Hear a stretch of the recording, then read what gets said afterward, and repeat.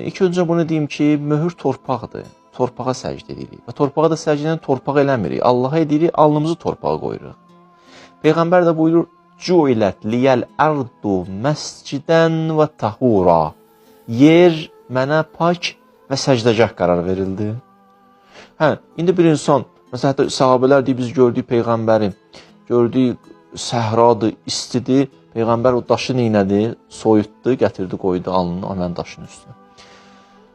Bütün əhl-i sünnə qardaşlarımız da, məsələn, hətta baxa bilərlər.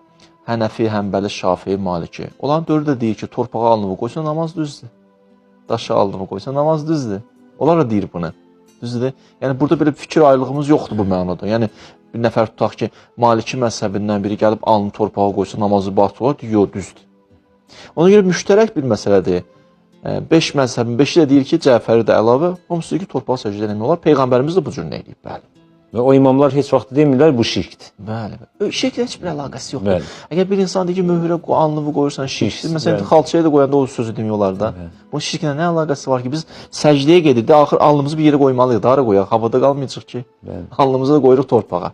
Düzdür. Torpağa da qoymağın indi bir başqa mənaları da var da. Yəni, biz torpaqdan yaranmışıq da.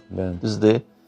Adəm nədən yarandı? Məsələn, elə şeytanın oturtduğu İran budur da, deyir, İrad bu idi da, deyir, xələqtəhu min tin, xələqtəni minən nar.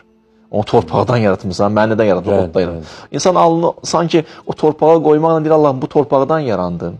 Qalxır, yəni alnını səcdən qaldırandan sonra yenə də gedir torpağa, alnını yenə də qoyur möhrə. Yəni, demək istəyir, ilah və Rəbbim, mən yenə də qayıdacam, bu torpağa qayıdacam. Onsuz yenə qalxanda deyir, yəni, buradan qayıdandan sonra təzədən bir də qiyamətə tərəf gələcəm. Bunların bir mənası var əlbəttə. İnsanı özünə qaytarır, öz yaradışına, öz xilqətinə, öz xilqət haqqında düşünməyə vadar edir.